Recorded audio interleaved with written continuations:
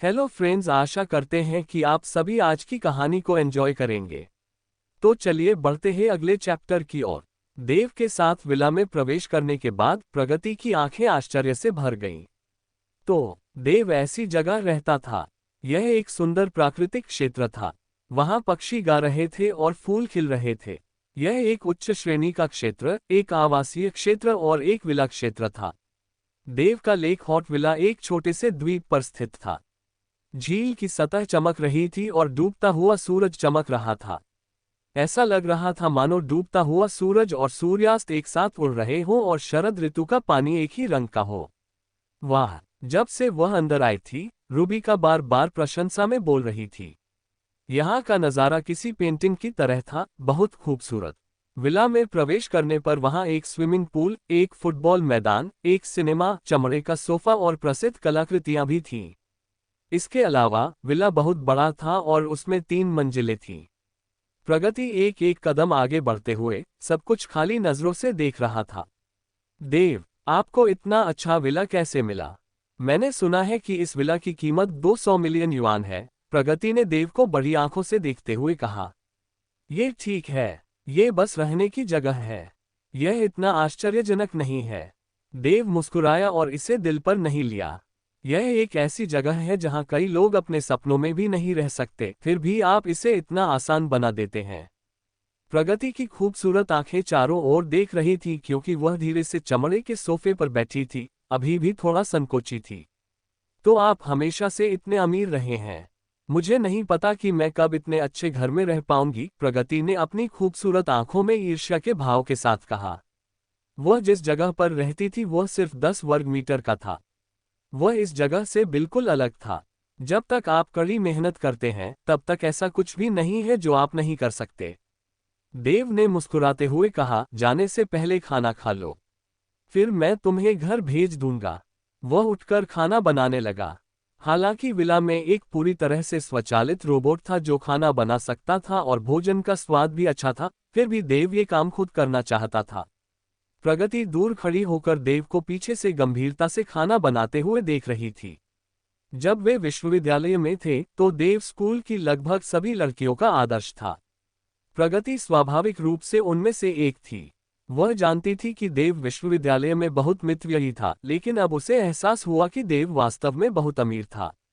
इसके अलावा देव वास्तव में सुंदर था। उसने अपना फोन निकाला और चुपके से देव की तस्वीर ले ली। लेकिन उसे आश्चर्य हुआ जब उसके फोन का फ्लैश जल उठा। देव, उसने चुपके से उसकी फोटो खींच ली। कमरे में प्रगति के अलावा और कोई नहीं था। हालांकि देव को पहले से ही इसकी आदत थी। जब वह सड़कों पर चलता था तो कई लड़कियां उसकी तस्वीरें लेती थीं। बेशक देव का ईक्यू बहुत ऊंचा था। उसने दिखावा किया कि कुछ हुआ ही नहीं, अन्यथा ये केवल प्रगति को असहज महसूस कराएगा। आह, मैं बहुत बेवकूफ हूँ। प्रगति शर्मा गई और अपना सिर नीचे कर लिया। जब उसने देखा कि देव की कोई प्रतिक्रिया नहीं है तो उसने चुपचाप अपना फोन दूर रख दिया। एक पल के लिए प्रगति के विचार अभी भी उफन रहे थे। देव चाहता था कि वह रात के खाने के लिए रुक जाए। रात के खाने के बाद देर हो रही थी। क्या ऐसा हो सकता है कि देव उससे कुछ चाहता था? यदि ऐसा है तो क्या उसे सहमत होना चाहिए? प्रगति ने अपना सिर हिलाया। वह उस तरह की इंसान नहीं थी। अगर वह ऐसा करती तो देव को लगता कि उसके इरादे कुछ और हैं। आधे दिन तक अपनी कल्पना को उड़ान भरने देने के बाद देव ने प्रगति के सामने बर्तन रख दिए। भोजन के बाद देव ने अपनी घड़ी देखी और कहा, अंधेरा हो रहा है, मैं तुम्हें घर भेज देता हूँ। प्रगति ने देव की तरफ देखा और सिर हिलाया। उसके हाथ में रोटी का एक टुकड़ा था। ऐसा मुख्य रूप से इसलिए था क्योंकि देव के घर की रोटी बहुत स्वादिष्ट थी। जहां तक देव के खाना पकाने की बात है, प्रगति ने कोई टिप्पणी नहीं की। देव, मुझे होस्ट करने के लिए धन्यवाद। इतने सारे कपड़े खरीदने और मैनेजर को मुझे गंभीरता से लेने के लिए धन्यवाद।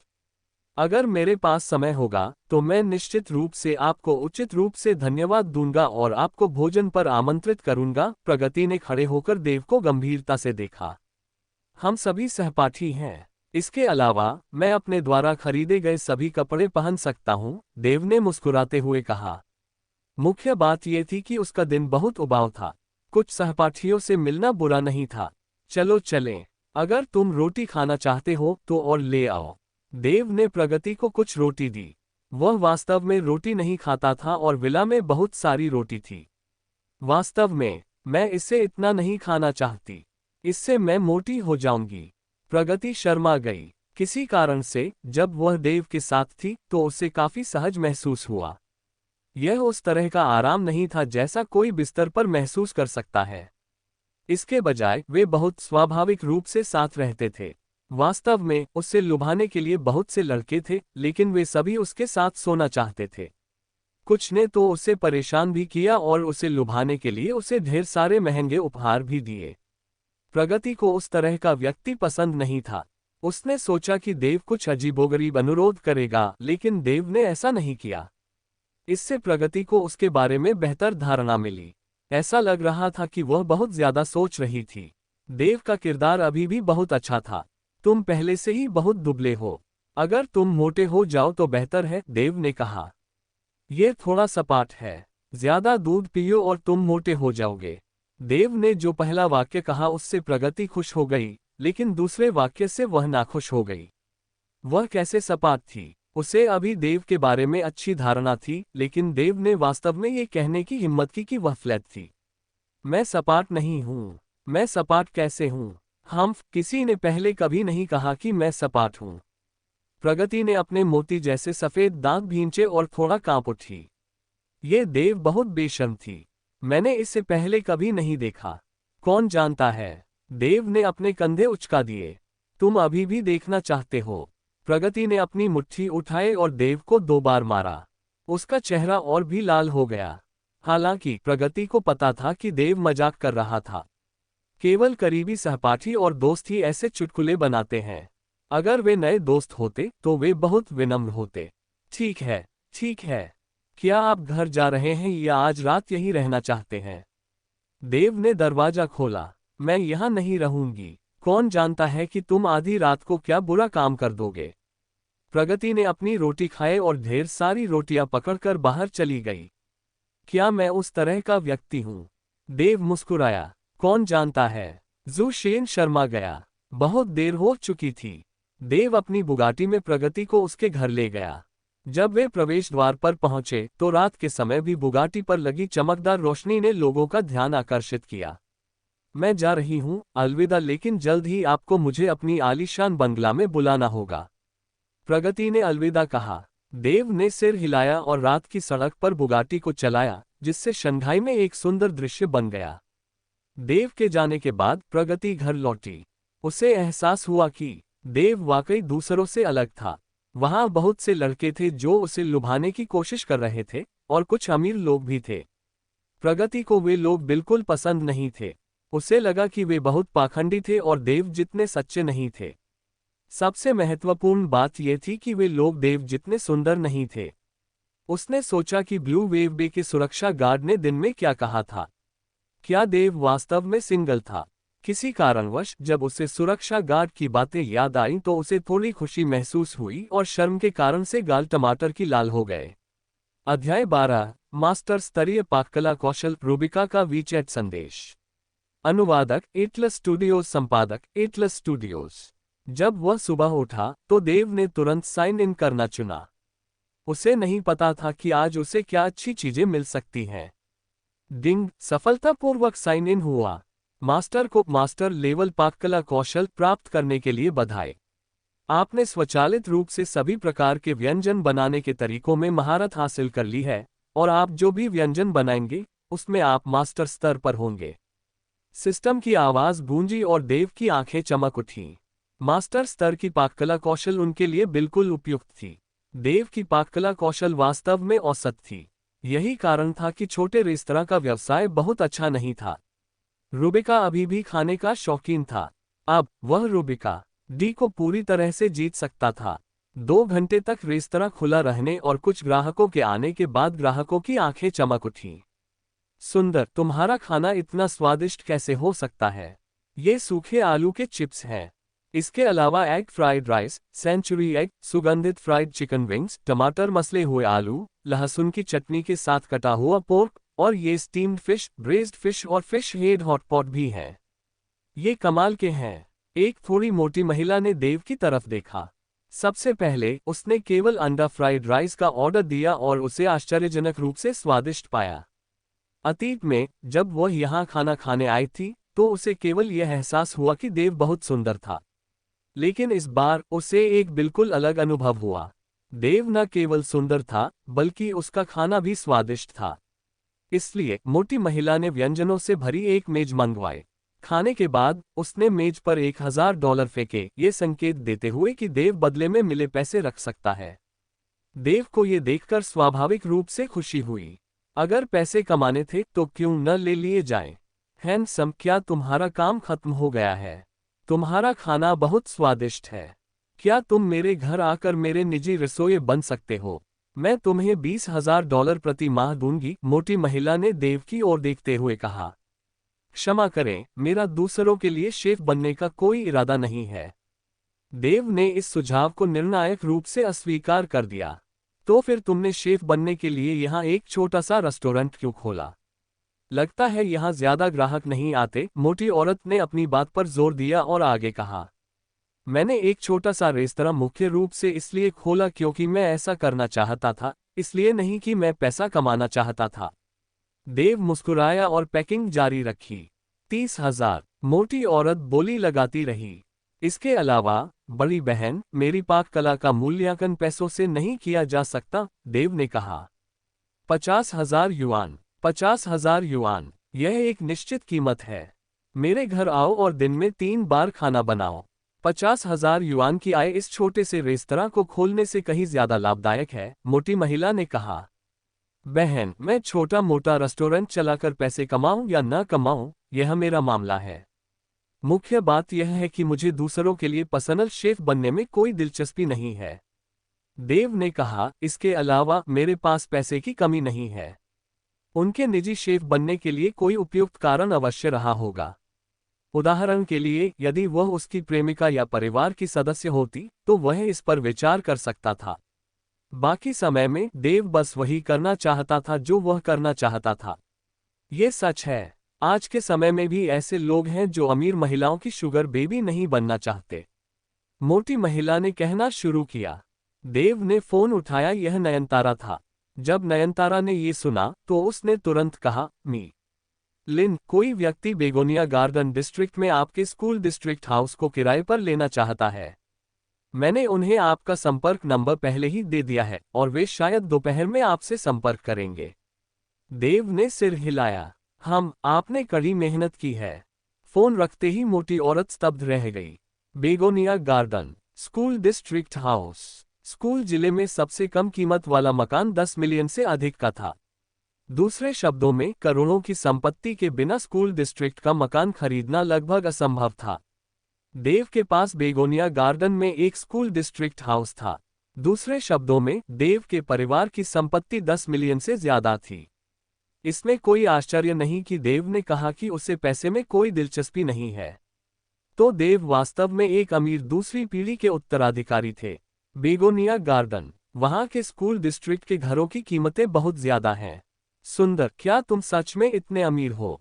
क्या ये हो सकता है कि कल बाहर खड़ी सीमित संस्करण वाली बुगाटी भी तुम्हारी ही हो? मोटी औरत ने पूछा। देव ने सिर हिलाया और कहा, यह सिर्फ एक कार है। जब तक ये चल सकती है तब तक कोई दिक्कत नहीं है। मोटी औरत, वह अपनी चीजों के बारे में जानती थी। देव की बुगाटी ला वॉचनोइरे की कीमत करोड़ों में थी। करोड़ों की कीमत वाली स्पोर्ट्स कार देव के लिए सिर्फ एक कार थी। अमीर लोगों के लिए यह पहचान, सम्मान और हैसियत का प्रतीक था। करोड़ों की कीमत वाली स्पोर्ट्स कार के साथ उन्हें अपना जीवन साथी चुनने में प्राथमिकता मिलती थी। हालांकि देव को इसकी बिल्कुल भी परवाह नहीं थी। उसे किसी भी तरह के तरजीही व्यवहार की जरूरत नहीं थी। सड़कों पर चलते हुए वह पहले से ही लड़कियों का एक झुंड आकर्षित कर सकता था। दूसरे शब्दों में, देव की पृष्ठभूमि अथाह थी। करोड़ों की कीमत वाली स्पोर्ट्स कार के साथ देव के पास कितना पैसा था? अलविदा, मोटी महिला चली गई। वह देव की शुगर मम्मी बनना चाहती थी लेकिन वह उससे ज्यादा अमीर था। ... देव अभी कार में बैठा ही था कि उसका वीचेट बज उठा। वहां एक भूरे रंग की बिल्ली का बच्चा था। वह रूबिका था। रूबिका, म्याऊ, मुझे खाना खाना है। देव, क्या? रूबिका, म्याऊं म्याऊं। देव, आप कब आ रहे हैं? रूबिका, आज रात। देव, नहीं, रेस्तरां रात में बंद रहता है। रूबिका, मुझे परवाह नहीं है। अगर तुम नहीं आओगे तो मैं तुम्हें काट लूंगा। देव, सिर्फ इस बार, अगली बार नहीं होगा। रूबिका, म्याऊं। ये रूबिका और देव के बीच संवाद का अनोखा तरीका था। जब भी रूबिका को कुछ स्वादिष्ट खाने का मन होता तो वह देव से संपर्क करती और उसके रेस्तरां में आ जाती। इसे गुप्त रखने के लिए रूबिका हमेशा तब आना पसंद करती थी जब बहुत कम लोग होते थे। आज का दिन और भी खास था। वह वास्तव में देव की दुकान बंद करने के बाद ही आई थी। वह पिछले दरवाजे से अंदर आने की कोशिश कर रही थी। ये घिनौनी औरत, क्या वह सच में सोचती थी कि वह अपनी मर्जी से आ जा सकती है? देव एक रेस्टोरेंट चलाता था, कोई पिछला दरवाजा नहीं।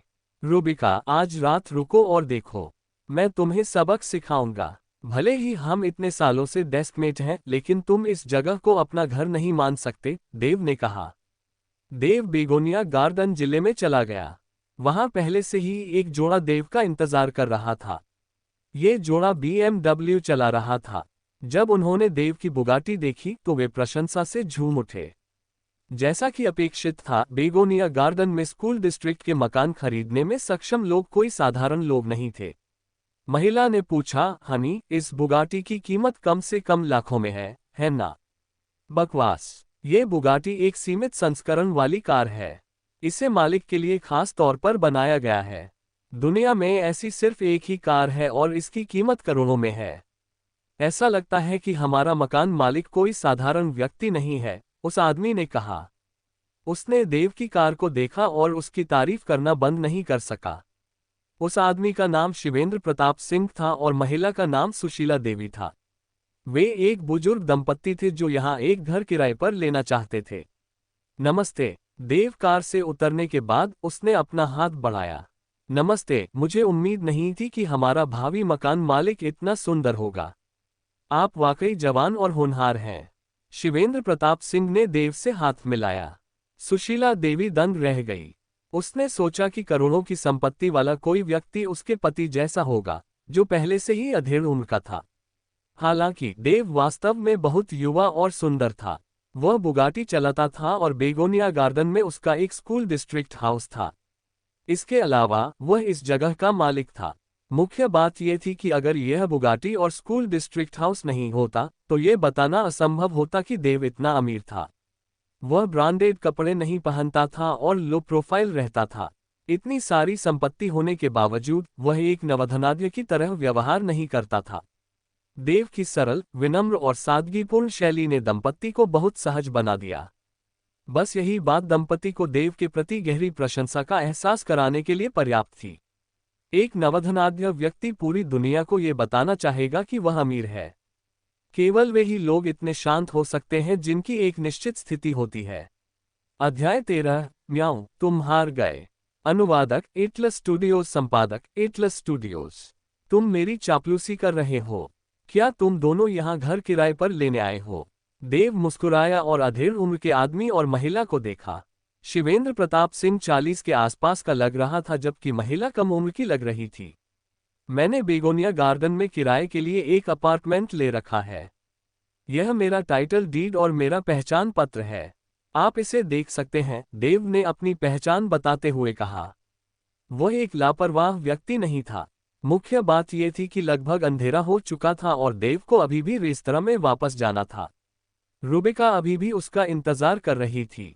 रूबिका एक सुपरस्टार थी और वह बहुत सुंदर भी थी। उसे रेस्तरां में उसे अकेला छोड़ने की चिंता थी। ठीक है। शिवेंद्र प्रताप सिंह ने एक नज़र डाली और पुष्टि की कि मालिक देव था।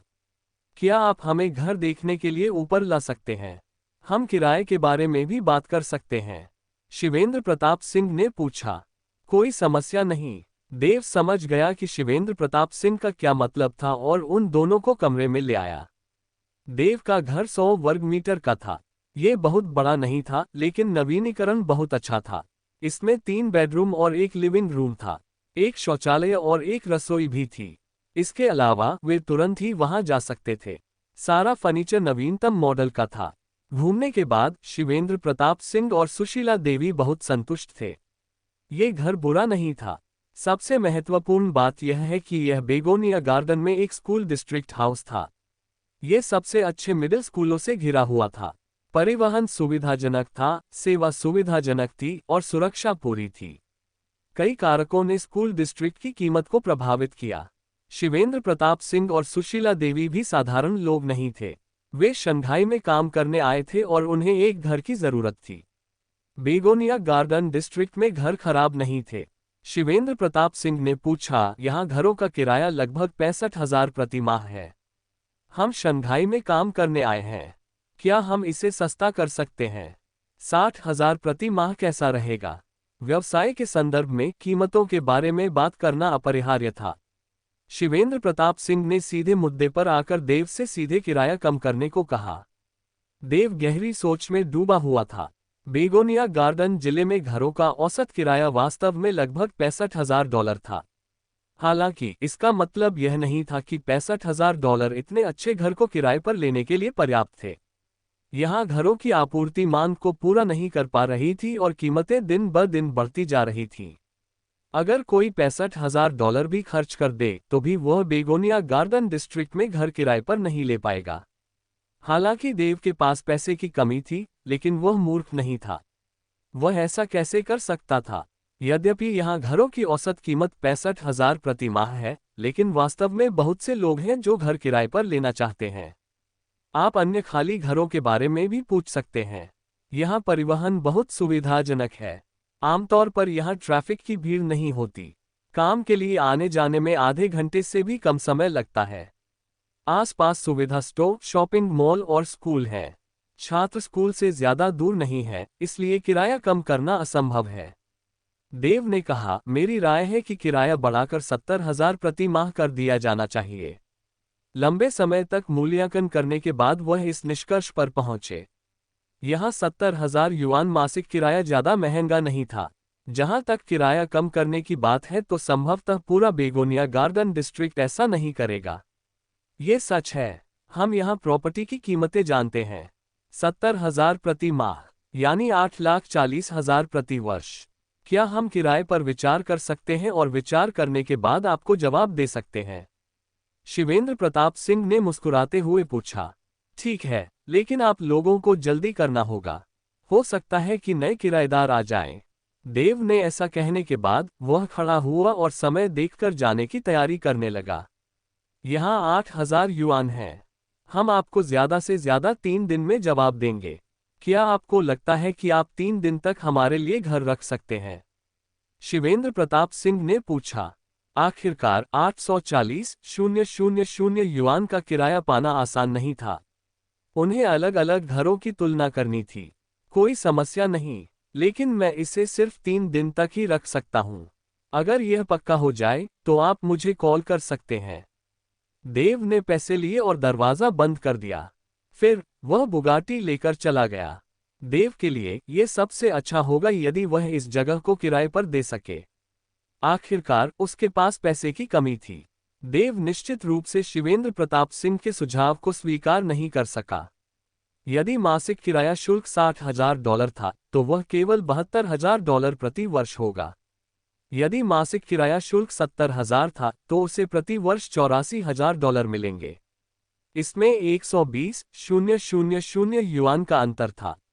यदि देव समझौता कर लेता तो उसे बदले में 1,20,000 कम मिलते। दूसरी ओर 6,000 युआन बुरा नहीं था। भले ही शिवेंद्र प्रताप सिंह और उसकी पत्नी को अब घर किराए पर लेने की जरूरत न हो, फिर भी वह इसे किसी और को किराए पर दे सकता था। देव के जाने के बाद शिवेंद्र प्रताप सिंह और सुशीला देवी और भी अधिक प्रभावित हुए। देव सरल नहीं था। शिवेंद्र प्रताप सिंह ने देखा कि देव युवा है और बहुत अमीर लग रहा है। वह किराया कम करने की कोशिश करना चाहता था और उसने सोचा कि देव को कोई आपत्ति नहीं होगी। हालांकि देव ने किराया कम नहीं किया और इसके बजाय इसे बढ़ा दिया। पतिदेव, हालांकि देव ऐसा दिखता है जैसे उसे किसी चीज की परवाह नहीं है, लेकिन वह हारेगा नहीं। इस तरह का व्यक्ति वास्तव में कोई साधारण व्यक्ति नहीं है, सुशीला देवी ने कुछ स्वीकृति के साथ कहा। यह सही है। छोटा भाई देव एक सीमित संस्करण वाली स्पोर्ट्स कार चलाता है। यह ऐसी चीज नहीं है जिसकी तुलना आम लोग कर सकें। शिवेंद्र प्रताप सिंह ने आह भरी। किराए के लिए उन्हें पुनर्विचार करना पड़ा। जब देव रेस्तरां में वापस आया तो आसमान पूरी तरह से अंधेरा हो चुका था। उसने कार रोकी, पिछला दरवाजा खोला और लाइट जलाई। देव ने रात के खाने के लिए कुछ सामग्री तैयार करना शुरू कर दिया। रूबिका, ये दुष्ट महिला, हमेशा उसके घर पर मुफ्तखोरी करना पसंद करती थी। देव थोड़ा नाराज था। रेस्टोरेंट पहले ही बंद हो चुका था, लेकिन रूबिका फिर भी आना चाहता था।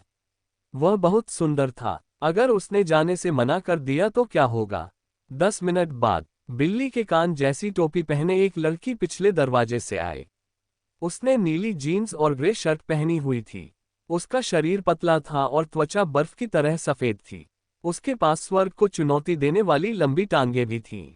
हालांकि उसने कोई मेकअप नहीं किया था, लेकिन उसकी एक अनोखी आभा थी जिसने लोगों को उसे एक बार और देखने के लिए मजबूर कर दिया। देव ने उसकी सारी कृतियां देखी थीं। स्क्रीन पर वह सुंदर, प्यारी थी और उसके अनगिनत प्रशंसक थे। लेकिन असली रूप में वह टेलीविजन पर दिखने वाली से कहीं ज्यादा सुंदर थी। रूबिका ने कोई मेकअप नहीं किया था। बिना मेकअप के उसका लुक पहले से ही 99 अंक था और उसने अनगिनत महिला हस्तियों को पछाड़ दिया था। बहुत से लोग थे जो उनके साथ किसिंग सीन फिल्माना चाहते थे, लेकिन वह इसके लिए तैयार नहीं थी। मनोरंजन जगत में उनकी छवि साफ सुथरी और बेदाग थी। वह अभी भी बहुत पवित्र और खूबसूरत थी। इसके अलावा उनके काम से लोगों को बहुत उम्मीदें थीं। यही वजह थी कि वह सफल रही। म्याऊ ने अपनी स्पष्ट आंखों से देव को देखा और कहा, तुम इतने गुस्से में क्यों दिख रहे हो? क्या तुम मेरे लिए खाना बनाने को इतने अनिच्छुक हो? रूबिका करीब आए और देव को देखा। देव ने अभी भी रूबिका को नजरअंदाज किया। बेशक देव नाराज नहीं था। उसने बस उसे अनदेखा करने का नाटक किया। तुम कुछ बोल क्यों नहीं रही हो? रूबिका ने कुर्सी पर बैठते हुए बड़बड़ाया। उसे आश्चर्य होने लगा कि क्या उसने देव को नाराज कर दिया है। हाँ, मुझे ऐसा नहीं लगता। इसका मतलब था कि वह नाटक कर रहा था। उसे बस गुस्सा होने का नाटक करना आता था। ने देव को इस तरह नजरअंदाज कर दिया मानो जो भी पहले बोलेगा वह हार जाएगा। 1 मिनट, 2 मिनट, 3 मिनट। म्याऊ, मैं इस आदमी के पहले बोलने का इंतजार नहीं करूंगी। रूबिका खड़ी हुई और देव की ओर कदम से कदम मिलाकर चली। उसके चेहरे पर एक गलती का भाव था। उसने अपना सिर नीचे किया और एक हाथ से देव के कपड़ों को चुटकी से दबाया, जैसे कि वह अपनी गलती मान रही हो। इस दृश्य को कौन सहन कर सकता है? देव ने रूबिका को देखा और मुस्कुराया। आप रात के खाने में क्या खाना चाहते हैं? वह वास्तव में रूबिका से नाराज नहीं होगा। ये केवल इसलिए था क्योंकि वह उसके बहुत करीब था कि वह उसे इस तरह से चिढ़ाता था। कोई बात नहीं, उसने पहले ही एक बार रूबिका को हार मानने पर मजबूर कर दिया था। जब रूबिका ने ये सुना तो उसके होठों के कोने थोड़े मुड़े, जिससे एक संतुष्ट मुस्कान प्रकट हुई। पहले जो दुखी भाव था वह गायब हो गया। हे, तुमने पहले बोल दिया। तुम हार गए। रूबिका ने अपनी पीठ फैलाई। उसके नाजुक उभार बाहर की ओर खींचे चले आ रहे थे, जिससे किसी का भी दिल धड़क उठता था। इतनी खूबसूरत लड़की उसके सामने थी, कौन मना कर सकता था? लेकिन देव के मन में अभी केवल एक ही विचार था, लानत है, मुझे धोखा दिया गया है। अध्याय 14, मूर्ख सुअर ट्रॉटर। अनुवादक एटलस स्टूडियोज, संपादक एटलस स्टूडियोज। तुम्हारी एक्टिंग स्किल्स वाकई बहुत अच्छी हैं। देव सिर्फ आहें भर सकता था। एक सुंदर लड़की का रोना बहुत घातक बात थी। रूबिका ने सिर्फ कुछ सूक्ष्म भाव और हरकतें दिखाईं, जो कि चुलबुली, दयनीय और पीड़ादायक थी। देव को तो छोड़िए, कोई भी इसका सामना नहीं कर पाएगा। इसके अलावा देव कोई मूर्ख नहीं था। उसकी ईक्यू बहुत अच्छी थी। भले ही वह हार गया हो, अगर वह रूबिका को ऐसा भाव दिखाने पर मजबूर कर सकता है तो वह पहले ही जीत चुका था। अनगिनत लोगों को पसंद आने वाली देवी रूबिका में कमाल की एक्टिंग थी। बहुत से लोग उन्हें स्क्रीन पर तभी देख पाते थे जब वे चाहते थे, लेकिन देव अलग थीं। तुम मेरी चापलूसी कर रहे हो, रूबिका ने शर्मीलेपन से कहा। उसका सुंदर चेहरा थोड़ा लाल हो गया था। उसने एक लड़की की शर्म को स्पष्ट रूप से प्रदर्शित किया और उसकी कोमल आवाज सीधे किसी के दिल में उतर गई। रुको, रुको, अगर तुम नहीं रुकोगे तो दलिया गड़बड़ हो जाएगा, देव ने कहा। म्याऊं म्याऊं, क्या तुम्हें ये पसंद है? रूबिका ने पलकें झपकाईं। जैसे क्या? देव ने रूबिका को देखा। उसे लगा कि आज रात रूबिका के साथ अकेले रहना गलत फैसला था। हम्फ। रूबिका ने हल्के से नाक भान सिकोड़ी। जैसे ही देव ने दलिया पकाया, उसने पूछा, आप हमेशा बिल्ली की तरह म्याऊं क्यों करना पसंद करते हैं? रूबिका ने पलटकर अपने हाथ बढ़ाए और देव के शरीर को धीरे से खरोंचने लगी।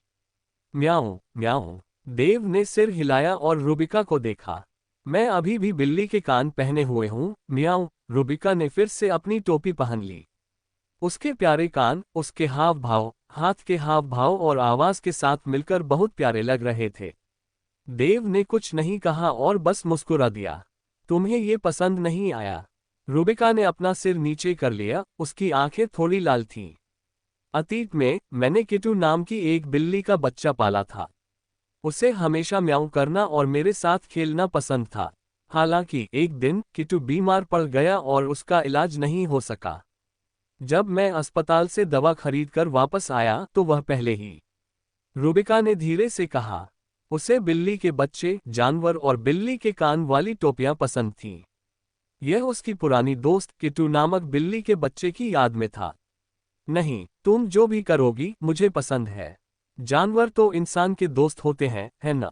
देव ने रूबिका के सिर पर बिल्ली के कान को धीरे से रगड़ा। ऐसा लग रहा था कि वह उसकी भावनाओं को समझ रहा था।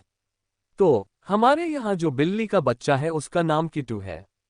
देव ने पूछा। हाँ। रूबिका ने पीछे के दरवाजे की ओर देखा और देखा कि किटू तेजी से अंदर आ रहा है। जब उसने देव और रूबिका को देखा तो वह फिर से म्याऊं करने लगा। देखो, किटू यहाँ है। रूबिका ने बिल्ली के बच्चे को उठाया और खुशी से मुस्कुराए। इतनी देर तक बात करने के बाद तुम क्या खाना चाहते हो? तुम्हें भूख लगी होगी। इस दिल को छू लेने वाले दृश्य को देखकर देव मुस्कुराया। ऐसा जीवन बहुत बढ़िया था। क्या तुमने दलिया नहीं बनाया?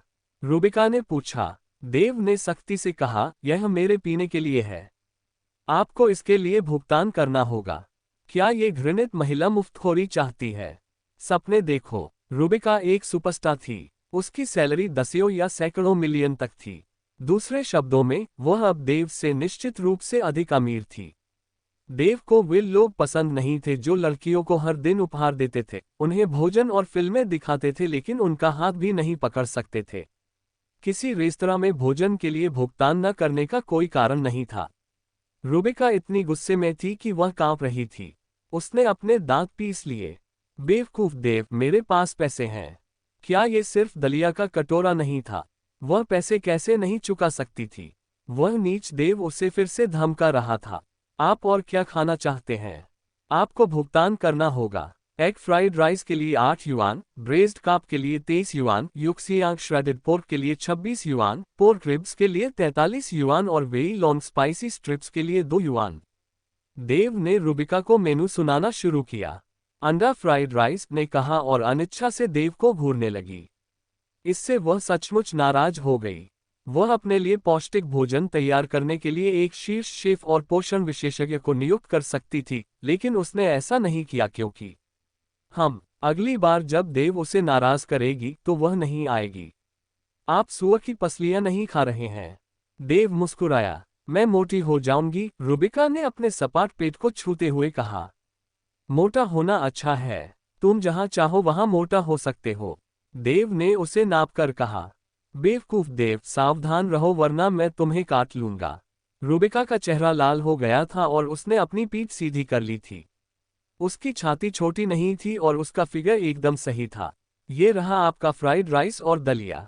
पेट भर जाने के बाद मैं आपको घर भेज दूंगा।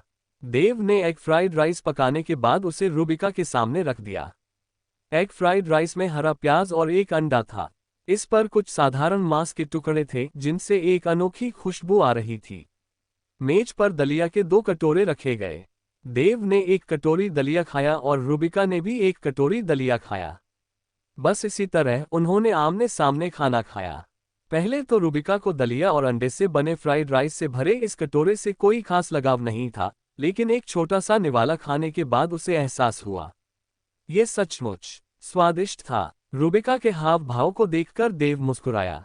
उसके मास्टर स्तर के पाक कौशल ने आखिरकार अपना असर दिखाया था। रूबिका ने अंडे के तले हुए चावल का एक कौर खाया और महसूस किया कि यह और भी स्वादिष्ट होता जा रहा है। दलिया का ये कटोरा भी वैसा ही था। यह उसके मुंह में पिघल गया और मीठा और सुगंधित स्वाद वाला था। यह इतना स्वादिष्ट कैसे हो सकता है? देव की पाककला कौशल में काफी सुधार हुआ था। यह उसकी दूसरी आंटी के बनाए खाने से भी बेहतर था। रूबिका ने देव की तरफ देखा लेकिन उसे जोर से कहने में शर्म आ रही थी। उसने बस छोटे छोटे निवाले खाए। इस आदमी ने बड़ी मेहनत से खाना बनाना सीखा होगा। रूबिका के गाल थोड़े लाल थे।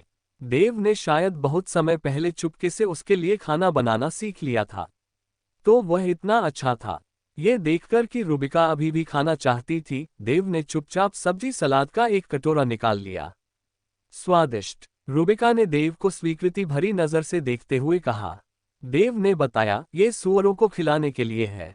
रूबिका, देव ने की हैरान अभिव्यक्ति को देखा और मुस्कुराए बिना नहीं रह सका। ठीक है, मुझे घर भेज दो, रूबिका ने कहा।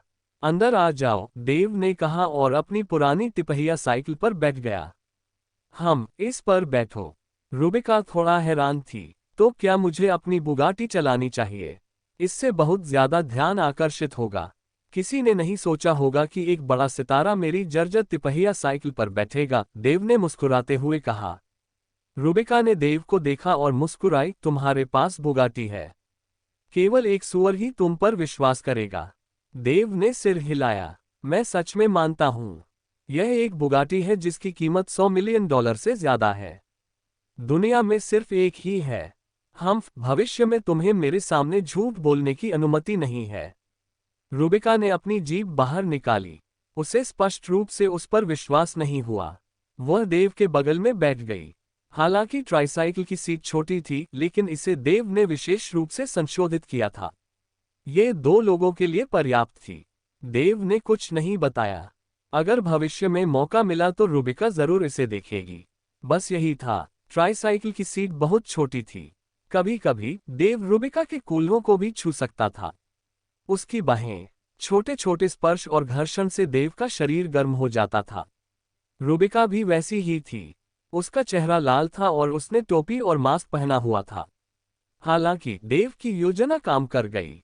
वह इतनी घटिया ट्राइसाइकिल चला रहा था और रात का समय था। कोई भी उन पर ध्यान नहीं देगा। देव के घर के प्रवेश द्वार पर रुक गया। चारों ओर शांति थी। वहां कोई और नहीं था। रूबिका ने वीचैट के माध्यम से सीधे देव को $20,000 हस्तांतरित किए। देव, 20,000। रूबिका देव के सामने चली गई और अपना मुखौटा उतार दिया। हे, मुझे लगता है कि भुगतान करना बहुत परेशानी भरा है। भविष्य में हर दिन मेरे लिए एक सब्जी का सलाद तैयार करें। अगर मैं कुछ और खाऊंगी तो मैं मोटी हो जाऊंगी। देव ने तुरंत मना कर दिया। हर दिन ऐसा नहीं चलेगा। तुम चाहते हो कि मैं $20,000 में तुम्हारे लिए जिंदगी भर सब्जी का सलाद बनाऊं? कितना नुकसान है। रूबिका ने देव को घूरकर देखा और पीछे मुड़कर देखा, जिससे पीछे का खूबसूरत नजारा दिखाई दिया। उसकी कोमल आवाज गूंजी, जो थोड़ी नाराज लग रही थी। बेवकूफ सुअर टंग वाला। C15 खराब अभिनय। अध्याय 15 खराब अभिनय। वह सुबह उठा, अपने दांत साफ किए, अपना चेहरा धोया। यह एक नया दिन था। देव ने का वीचैट खोला और देखा कि उसने उसे $20,000 ट्रांसफर किए थे। रूबिका को पता था कि उसका जीवन कठिन था, इसलिए उसने उसकी मदद करने के लिए यह तरीका अपनाया। उसे बस रूबिका को हर दिन सब्जी का सलाद बनाने में मदद करनी थी। रूबिका के साथ उसका रिश्ता बहुत अच्छा था। देव मुस्कुराया। भले ही रूबिका अब एक बड़ा सितारा था, लेकिन वह उसे सिर्फ इसलिए नीची नजर से नहीं देखती क्योंकि उसके पास एक घटिया ट्राइसाइकिल थी। रेस्तरां में पहुंचने के बाद देव ने अपना दिन का काम शुरू कर दिया। दिन के समय अभी भी कुछ ग्राहक इधर उधर बिखरे हुए थे। इन ग्राहकों ने देव का खाना खाने के बाद उसकी खूब प्रशंसा की। वाह, ये हंक बहुत सुंदर है। वह जो खाना बनाता है वह भी स्वादिष्ट होता है। ये लॉबस्टर बहुत स्वादिष्ट है। यह कोमल और चिकना है। बॉस, लॉबस्टर की एक और प्लेट। मुझे अभी भी यहाँ का एग फ्राइड राइस पसंद है। ये सस्ता और किफायती है। यहाँ इतना स्वादिष्ट रेस्टोरेंट कब खुला? देव पूरी सुबह व्यस्त रहा था। वह मुस्कुराया। सिर्फ एक सुबह में उसने $400 से ज्यादा कमा लिए थे। हालांकि अब उसके पास पैसों की कमी नहीं थी, लेकिन अगर उसके माता पिता ये देखेंगे तो बहुत खुश होंगे। इस तरह का जीवन बुरा नहीं था। देव भी खुद को थकाना नहीं चाहता था। रेस्तरां सुबह सिर्फ 2 घंटे और दोपहर में सिर्फ 2 घंटे के लिए खुलता था। वह रात को रेस्तरां बंद कर देता था। रेस्तरां दिन में केवल 4 घंटे के लिए खुलता था, इसलिए इससे कोई फर्क नहीं पड़ता था कि वे कितना कमाते थे। जब से उनके पास मास्टर स्तर की पाक कला कौशल है, रेस्तरां का व्यवसाय धीरे धीरे बेहतर होता गया। हालांकि हर दिन केवल कुछ बिखरे हुए ग्राहक ही आते थे। एक दिन में $100 से ज्यादा कमाना आसान था। अगर देव एक दिन सिस्टम खो भी देता तो भी वह अपना खर्च चलाने के लिए छोटे से रेस्तरां पर निर्भर रह सकता था। दोपहर में देव अपनी तिपहिया साइकिल पर सवार होकर के सब्जी सलाद के लिए बहुत सारी सब्जियां खरीदने के लिए खाद्य बाजार गया। भाई देव, हम आपको बहुत दिनों से ढूंढ रहे हैं। हम आपसे संपर्क नहीं कर पाए। मैंने अपने सहपाठी से सुना कि आप यहाँ हैं। एक ईमानदार दिखने वाला आदमी अपनी BMW 5 सीरीज कार से देव की दुकान पर पहुंचा। मोटाराम, देव ने देखा। यह उसका हाई स्कूल का सहपाठी मोटाराम था। वह पिछले कुछ सालों से शंघाई में अच्छा प्रदर्शन कर रहा था। भाई देव, बहुत दिनों से नहीं मिले। तुम अब भी पहले की तरह ही सुंदर हो। मोटाराम कार से बाहर निकला और तुरंत देव के कंधे पर हाथ रख दिया। उनका रिश्ता इतना दूर का नहीं था। मोटाराम, तुम और भी मोटे होते जा रहे हो। तुम 160-170 पाउंड के लगते हो, देव ने मुस्कुराते हुए कहा। हाँ, हम इस बारे में कुछ नहीं कर सकते। जब हम कबाब खाते हैं और बियर पीते हैं तो हमारा वजन धीरे धीरे बढ़ता है, मोटाराम ने कहा। BMW में 8/10 लुक वाली एक लड़की उतरी।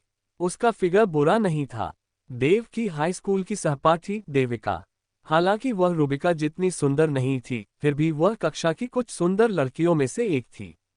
देविका ने आश्चर्य से देव को देखा। जब उसने देव को अपनी टूटी हुई ट्राइसाइकिल पर सवारी करते देखा तो वह और भी हैरान हो गई। देविका, देव मुस्कुराया। मोटाराम, तुम अच्छे हो। तुम देविका को लुभाने में कामयाब हो गए। अय्या नहीं, देविका केवल एक सहपाठी है। मैं उसे खेलने के लिए शंघाई लाया था, मोटाराम ने समझाया। उसने देविका को देखा और हंसा। शंघाई बहुत बड़ा है। आपने जो रेस्तरां चुना है वह बहुत अच्छा नहीं है। वहां ज्यादा ग्राहक नहीं आते हैं ना? भाई देव, यह आपकी अच्छी बात नहीं है। आपने अकेले ही एक छोटा सा रेस्टोरेंट खोला है। आप जानते हैं कि शंघाई में रहने का खर्च कितना है। अगर आपको कोई परेशानी है तो मेरे पास आएं। भाई देव, क्या आप चाहते हैं कि मैं आपके लिए कोई नौकरी सुझाऊं? 8,000 मासिक वेतन। मोटाराम ने अपनी छाती थपथपाई। देविका ने देव को बगल से देखा और अंततः उसकी रुचि खत्म हो गई। हालांकि देव काफी सुंदर था, लेकिन आज के समय में केवल पैसे वाले लोग ही कार, घर और स्थिर जीवन जी सकते हैं।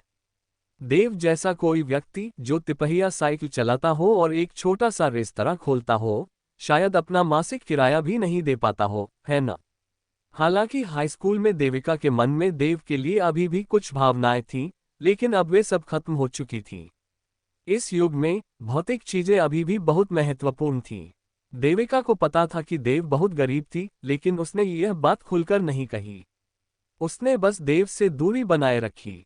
वह कम EQ वाली कोई नहीं थी। दूसरी ओर मोटाराम बहुत अच्छा था। वह BMW 5 सीरीज चलाता था।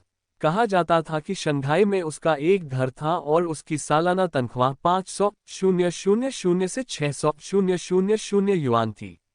यही वजह थी कि वह मोटाराम की कार में बैठ गई। बेशक देव को नहीं पता था कि देविका क्या सोच रहा था। उसने कहा, मैंने एक छोटा सा रेस्तरां मुख्य रूप से इसलिए खोला क्योंकि मुझे ऐसा करने में दिलचस्पी थी। जब तक मैं जीवित रह सकता हूं, ये काफी है। जहां तक मोटाराम की बात है, तुम अब वास्तव में अच्छा कर रहे हो। तुम मुझे 8,000 युआन का मासिक वेतन भी दे सकते हो। बिल्कुल नहीं भाई देव, मैं अब बहुत गरीब हूं। मैं कैसे अच्छा कर सकता हूं? मैं साल में केवल 500,000 से 600,000 ही कमा पाता हूं। ये पर्याप्त नहीं है। मोटाराम ने निराश होकर आह भरी। इस युग में अपनी संपत्ति का प्रदर्शन करना दूसरों के सामने नवधनाढ्य होने के समान था। प्रदर्शन का उच्च स्तर गरीब होने का दिखावा करना था। 500,000 से 600,000 युआन का वार्षिक वेतन 40,000 से 50,000 युआन के मासिक वेतन के बराबर था। एक सामान्य व्यक्ति इतने ऊंचे स्तर तक नहीं पहुंच पाएगा, लेकिन मोटाराम यहाँ गरीब होने का नाटक कर रहा था। इससे भी महत्वपूर्ण बात यह है कि उसके पास ऐसा कुछ भी नहीं था जिससे वह इसका खंडन कर सके। आह भाई देव, आप शंघाई में घरों की कीमत जानते हैं। मैंने डाउन पेमेंट का भुगतान करने से पहले कई सालों तक काम किया। मेरे पिता ने मुझे जो पैसे दिए उनसे मैंने शंघाई के आउटर रिंग में 200 वर्ग मीटर का घर खरीदा। मैं वाकई बहुत गरीब हूँ। मुझे नहीं पता कि मैं बीच के रिंग में घर कब खरीद पाऊंगा। जहां तक इनर रिंग में घर की बात है तो मैं इसके बारे में सोचने की भी हिम्मत नहीं करता। मोटाराम ने आह भरी। ये कहने के बाद मोटाराम ने अपनी BMW 5 सीरीज को जोर से पीटा। वह बहुत गरीब था और उसके पास कोई विकल्प नहीं था। ऐसा दिखावा, अगर कोई और होता तो वे मोटाराम को मार डालना चाहते। हालांकि देव को इसकी परवाह नहीं थी। शंघाई के इनर रिंग में उनका एक घर था। ब्लू वेव बे में उनके पास 700 वर्ग मीटर का लेक हॉट विला था। कारों के मामले में वह BMW 5 सीरीज चलाता था। देव की नज़र में वह वास्तव में काफी गरीब था। ठीक है, तुम मुझे क्यों ढूंढ रहे हो? मुझे मत बताओ कि तुम मुझे नौकरी की सिफारिश करने आए हो, देव ने कहा। वह समझ गया कि मोटाराम अभिनय कर रहा था। अच्छा भाई देव, परसों हाई स्कूल का रियूनियन है। तुम्हें आना ही होगा। पैसे खर्च करने की चिंता मत करो। मैं तुम्हें दावत दूंगा। चंद्रशेखर, अंशुमान और भाई स्वाक्ष और बेशक देविका भी आ रहे हैं। लड़कियां सभी वहां होंगी। अगर तुम नहीं आओगे तो शायद वे लड़कियां भी ना आए। मोटाराम ने ठहाका लगाया। Class reunion. देव दंग रह गया। आखिरकार उसे स्नातक हुए इतने साल हो गए थे और वह अपने हाई स्कूल के सहपाठियों से फिर कभी नहीं मिला था। ये सही है भाई देव। ये न्यू एरा लिशिंग होटल में है। यह एक 5 सितारा होटल है। मैं तुम्हें दावत दूंगा। मोटाराम ने अपनी मांसल छाती थपथपाई। जरूर, देव ने सिर हिलाया। उसे वास्तव में कोई आपत्ति नहीं थी। अपने पुराने सहपाठी को देखकर अच्छा लगा। आमतौर पर क्लास की सभा दिखावे के लिए होती है। हालांकि देव को इस बात की परवाह नहीं थी कि दूसरे लोग कैसे दिखावा करते हैं। चाहे वे कितना भी दिखावा करें, वे उसकी बराबरी नहीं कर सकते थे। ठीक है भाई देव, मैं पहले चलता हूं। अगर आपको नौकरी ढूंढनी है तो मुझसे कभी भी संपर्क करें। मोटाराम और देविका कार में सवार होकर चले गए। आह भाई देव अब वास्तव में अच्छा नहीं कर रहा है। वह काफी दुखी लग रहा है और वह अभी भी अपना चेहरा चाहता है। वह मुझे उसकी मदद करने से मना कर रहा है, मोटाराम ने कहा। देविका ने अपना सिर हिलाया और मोटाराम की ओर देखा। उसका रवैया देव के साथ उसके व्यवहार से बिल्कुल अलग था। मोंटू, हर किसी की तुलना आपसे नहीं की जा सकती। आप महत्वाकांक्षी और मेहनती हैं। आपके पास एक घर और एक कार है और आप भावुक हैं। हालांकि देव सुंदर है, लेकिन बहुत घमंडी होना अच्छी बात नहीं है, देविका ने टिप्पणी की। ओह ठीक है, यह अफसोस की बात है कि रुबिका नहीं आ सकती। वह एक बड़ी स्टार है। लेकिन भाई देव अब बहुत बुरा कर रहा है। मुझे डर है कि रुबिका अब उसके बारे में परेशान नहीं होगी, देविका ने कहा। उसे याद आया कि उस समय रुबिका का देव के साथ अच्छा रिश्ता था। हालांकि अब रुबिका की स्थिति को देखते हुए वह देव के बारे में क्यों परेशान होगी। मोटाराम ने सिर हिलाया। उसका कोई भी सहपाठी रुबिका से संपर्क नहीं कर सका। यहां तक कि देव भी अपवाद नहीं था। योजक चिन्ह।